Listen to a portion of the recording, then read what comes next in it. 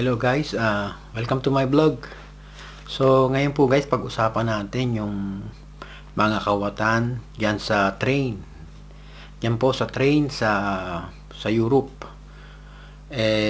Ako po ng aking pamilya ay naka-experience po ng nakawan diyan po sa train diyan sa Europe po. So nagbiyahe po kami. Pauwi po kami galing po kami ng Vienna, Austria. Pauwi na po kami, papunta po kami sa Italy. So, diyan po sa border ng Italy at ng Austria. Diyan po naganap yung nakawan. So, kami po yung natutulog ng family ko. Meron po kaming cabin na amin. So, that time po, nagkataon po na nakatulog ako. So, naidlip po ako. Dati-rati po kasi hindi po ako natutulog sa biyahe. So, nakatulog po ako that time. Nung makatulog po ako guys, yung pagmulat ko, malapit na kami sa Italy, sa amin, sa Padova. So, ba't ka ako ganun? So, hindi ko akala ko nakaidlip lang ako kasi sarado naman yung pinto. So, nung kukunin ko yung cellphone ng misis ko, wala yung bag. Sabi ko, Jing, wala yung bag mo dito. Ha? Sabi niya ganun. Hinanap namin yung bag sa paligid. So, wala na kami nakitang bag. So, nagtatarang na yung misis ko that time. So, tinawag namin yung operator. Sabi namin na nakawang kami ng bag. So, ang ginawa ng operator, chinik niya lahat ng banyo. So, nakita niya yung bag ng misis ko bukas. Dinala niya sa amin, ito ba yung bag mo? Sabi sa amin, sabi ng operator. Sabi ng misis ko, yan ang bag namin. So, tinignan agad yung mga dokumento namin. Saka yung mga passport, permit to stay. So, pati yung pera. So, wala yung pera. Bali na nakawan po kami ng 900 euro. Kaya naman po kami may dalang kas na ganon. Dahil yung mga pera po yung pinamaskuhan po ng mga anak ko. Doon sa relatives niya sa Vienna, sa Austria. So, yun nga po. Nakuha po yung pera namin. Nagtataka po kami paano nila nakuha yung pera. Yung bag, nandun po kasi yung pera sa loob ng kanyang handbag. So, yung handbag po nandun po sa dulo. Malapit po doon sa bintana ng train. Pero yung pong train na yun, hindi po nabubuksan yung bintana.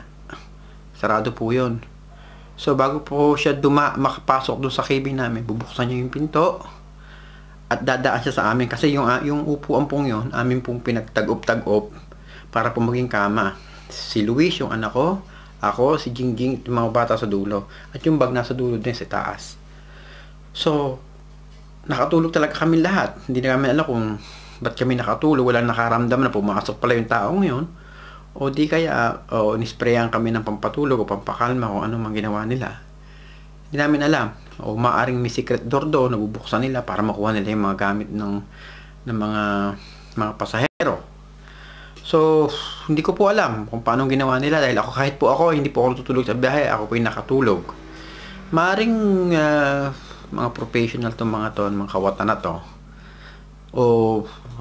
talagang na-sprayan kami. Hindi ko po nga maisip kung paano niya ginawa yung bagay na yon.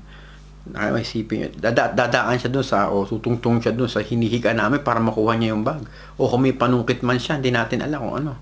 So mga professional po to kasi iniwan niya yung cellphone ng misis ko, yung mga pabangong bago na bigay nga ng relatives ng aking misis. At pati po yung mga dokumento namin hindi niya pinakalaman. Wala siyang kinuha doon. Kinuha lang niya totally yung pera. Perang-pera lang po talaga. So, nag-email po ako dyan sa OBB. Sabi ko, sa train na sinakyan namin yan. Yan Austrian train yan. Nag-email po ako na sabi ko na walang kami ng pera, ganito, ganyan. Sabi nila, pag nakita namin yung pera mo, tatawagan ka namin. So, sabi ko naman sa kanila, hindi lang, dahil nung kape po mag-blatter sa pulis nung bumaba kami ng maestre sa Italy. Sabi ng pulis, everyday, halos araw-araw sa train na yan, may nawawala. So, ang ginawa ko, nag-email ako sa OBB dun sa train na sinakyan namin na nawalan ako ng pera. Ang sabi nila, kung may makikita daw silang pera o tatawagan nila kagad ako dahil may number naman ako iniwan. At yung dahilan kung ba't ako nawalan, kung kailan, at anong oras. Pinakita ko rin yung ticket ko na ako sumakay sa kanilang train ng ganung oras. So, yun nga po. Ang masamang pangyayari nga nito, ang sagot nila sa akin, pag nga po nakita nila, sa kanila ibibigay. Eh hindi lang naman first time, paano naman po yung mga nabiktima ng kawatan na to sa train na ito? At yung mabibiktima pa. Sabi ko sa kanila, bigyan nyo ng aksyon. Kasi hanggat hindi ito nasasawata, itong problemang ito, walang katapusan ang nakawan dito. Sabi ko, kung ganun kayo ng garat, hindi nyo bibigyan ng aksyon yan, sa susunod, hindi na ako sasakay sa train nyo, may pwede man akong pumili ng ibang train. Meron naman train Italy na pwede kong sakyan. Sa totoo lang po, yung train na yan, ay napakaganda ng kanilang serbisyo. Napakalinis, kung talagang comfort ka sa kanilang mga upuan, magaganda talaga, quality. Sabihin natin ganon. Ang problema lang dyan sa train na yan, wala po siyang security, yung mga pasahero. Wala po siyang CCTV kahit po sa hallway. Wala po CCTV camera sila. So ako po sumasakay po ako ng train. Halos matagal na. Halos kami nagbabiyahe kami. Kahit yung mamurahing train dito sa Italy, may CCTV. Yun lang ang pula ko sa kanilang train. Quality, kalinisan, napakaganda po ng train nila. Pero security ng mga pasahero, yung mga gamit nila, wala. So sana naman kung nakikinig sila, sinasabi ko, naiintindihan nila to, yung kumpanya ng train na sinakyan namin yan, dapat bigyan nyo ng aksyon. Kasi nakakaawa po yung mga pasaherong nabiktima at mabibiktima pa.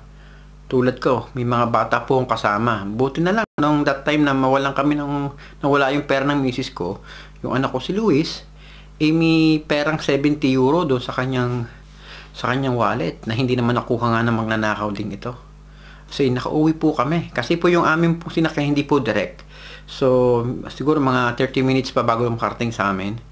Ayun po, yun ang pinamasahe namin para makauwi kami. Kung hindi, hindi po sana kami nakauwi dito sa amin, sa Padua, Yun lang po sana ang pakiusap ko. Sana gawin niya nilang aksyon at sana mahuli itong kawatan na to. At sa mga kababayan natin na magbabiyahe sa gabi, lalo sa gabi sa train, mag-ingat po kayo dahil wala pong sinasanto itong mga taong to.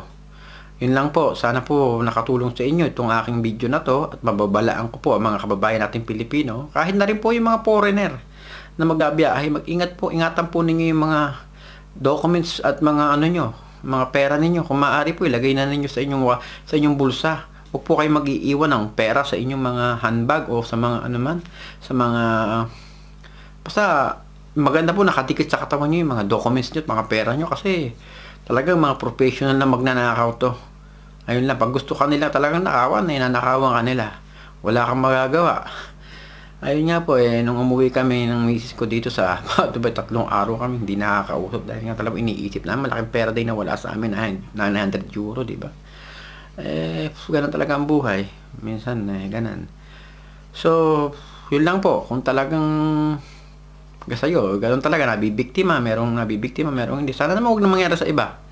At sana naman po nga mabigyan na ng hustisya yung mga nawala ng ito. Saka mabigyan na po ng mahuli na tong kawatan na to ng train na hindi lang iisa o dadalawang ang mga nabibiktima nito. Marami pa. Sa mabibiktima pa nito, sana naman mahuli na mas maaga to. Ayun po. Maraming salamat po. Sana po nakatulong tong video na to at mababalaan ang ating mga kababayan Pilipino na magbiyahe ng Europe. Ingatan po ninyo mga pera at mga documents nyo sa train. Lalo sa gabi yung magbiyahe po. Magandang araw po sa inyo lahat.